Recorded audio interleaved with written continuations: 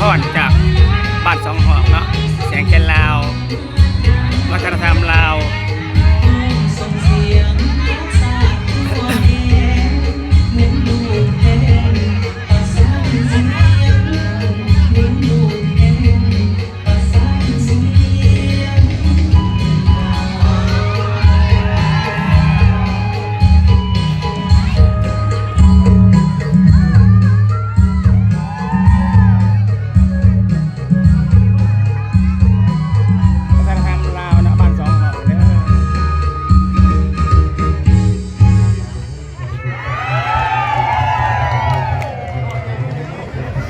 ตบมือดังๆให้กับทุกคณะที่พอดดวงเสียงแก่